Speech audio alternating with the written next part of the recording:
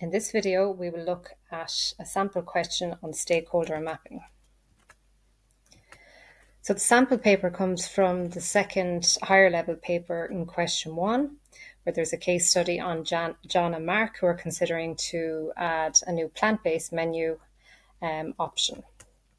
So the business is the local table, and in the question B, part 1, conduct stakeholder mapping to identify and prioritise 4 stakeholders affected by this decision. So we'll identify as many as we can and try and map them here now. So based on the decision to add plant-based menu options, potential stakeholders could include customers, those who will consume the food, kitchen staff, those responsible for preparing the food, suppliers, those providing the ingredients, John and Mark, who are the owners and management, those who are making the decision and responsible for the business's success.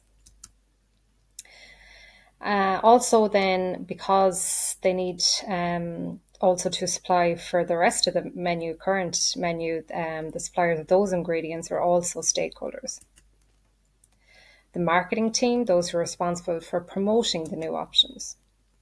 The local community, environmental groups, those who are interested in ethical and sustainable food choices, and competitors, so they're the other business establishments in the area.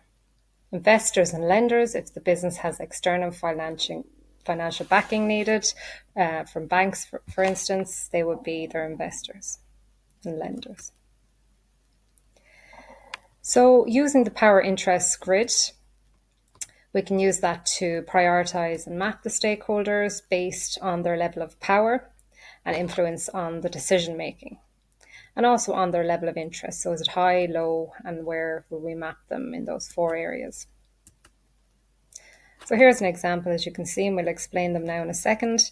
So high interest, high power would be the likes of John and Mark, who are the owners and managers, and the suppliers of the new plant-based ingredients. So they're key players and they need to be managed closely. Low power and low interest on the other side, just to monitor the marketing team, competitors, and kitchen staff.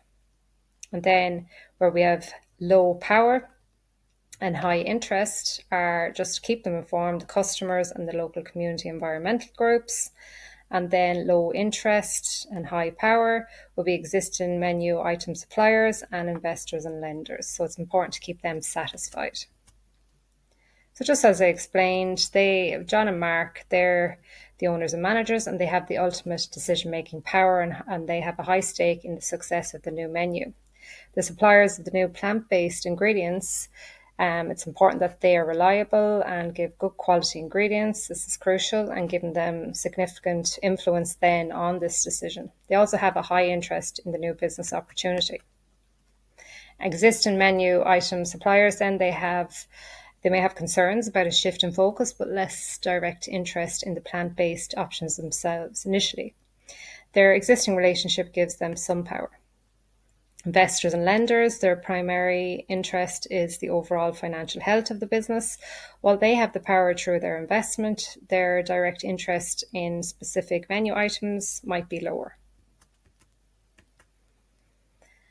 And then low power, high interest customers, while individual customers have low power, their purchasing decisions are vital. They have high interest in the new options. Kitchen staff, they need to implement the new menu and have high interest in how it affects their workload and process. And although their direct decision-making power is low, they still need to be kept informed.